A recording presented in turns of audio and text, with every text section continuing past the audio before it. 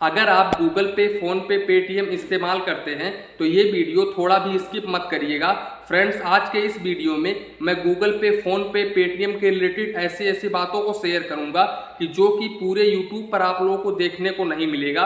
Friends, जैसा कि आप लोग जानते हैं कि गूगल पे, फ़ोन पे, पेटीएम यूपीआई पर ही काम करता है, जिसका नाम है unified payment interface. Friends, India को डिजिटल इंडिया बनाने में यूपीआई का सबसे बड़ा योगदान रहा है। तो इस वीडियो में हम यही डिस्कस करेंगे कि इस यूपीआई में अगर आप पेमेंट करते हैं तो इसमें कितना चार्जेस देना होता है और इन सब के अलावा आप मैक्सिमम ट्रांजैक्शन कितना कर सकते हैं। तो सब कुछ इस वीडियो में हम पॉइंट टू पॉइंट डिस्कस करेंगे और इसके साथ साथ आप लोगों के मन में जो छोटे छोटे डाउट होते हैं या फिर इसके जो टर्म और कंडीशंस होते हैं उसको भी इस वीडियो में हम एनालाइज करेंगे। तो चलिए इसी के साथ में वीडियो शुरू करते हैं। फ्रेंड्स, आजकल हर कोई यूपीआई का इस्तेमाल करते हैं। फ्रेंड्स, यहाँ पर आप मैक्सिमम 3 प्रकार के ट्रांजैक्शन करते हैं। ट्रांजैक्शन नंबर 1, आप अपने ही अकाउंट से अपने अकाउंट में फ़ंड ट्रांसफ़र करते हैं और या फिर अपने फैमिली मेम्बर के अकाउंट में फ़ंड ट्रांसफ़र करते हैं। तो अभी आप लोगों के मन में एक डाउट आता है कि अगर हम ये ट्रांसफ़र कर रहे हैं ये फ़ंड, तो क्या हमको आगे कुछ चार्ज भी देना होगा या फिर इनकम टैक्स का कोई लफड़ा तो नहीं है। तो यहाँ पर मैं आप लोगों को एक चीज़ क्लियर कर देता हूँ कि आप मैक्सिमम 2,50,000 रुपीज़ तक फंड ट्रांसफ़र कर सकते हैं यूपीआई के माध्यम से या फिर एनईएफटी या फिर आरटीजीएस के माध्यम से।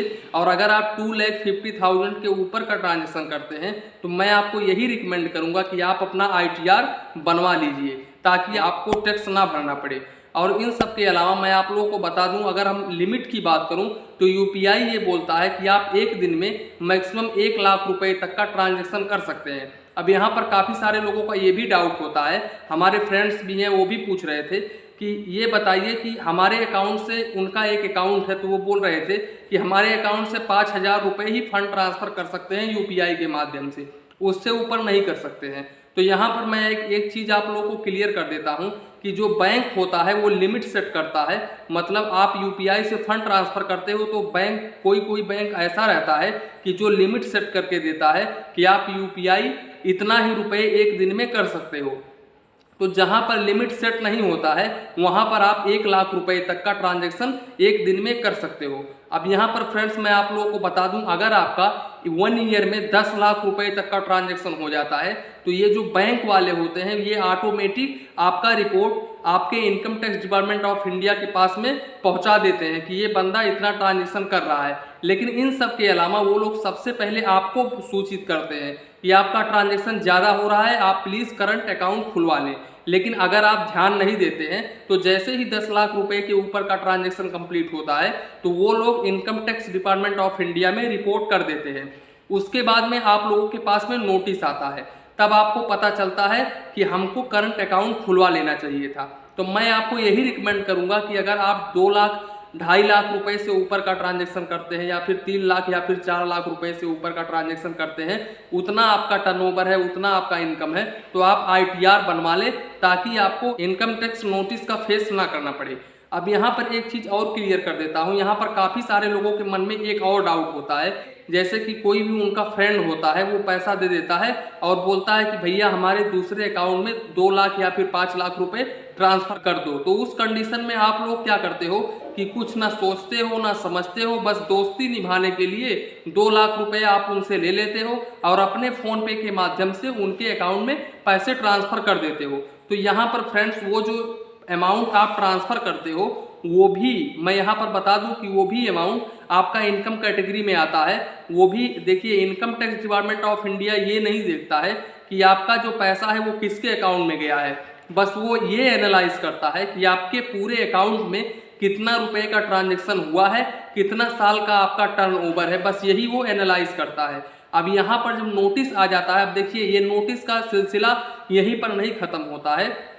मैं एक चीज़ यहाँ पर बता दूं कि नोटिस जो होता है वो तुरंत नहीं आता है, वो 5 साल के बाद में भी आ सकता है, क्योंकि income tax department of India के पास में पावर होता है कि वो 7 साल के अंदर कभी भी आपके पास में नोटिस भेज दे। तो उस कंडीशन में जैसे कि आप अभी ज़्यादा ट्रांजैक्शन कर रहे हैं तो हो सकता है आपके पास 2-3 साल बाद नोटिस आए, तब उसके बाद में आप लोगों को ये पता नहीं रहेगा कि ये ट्रांजैक्शन कब मैंने किया और कितना किया।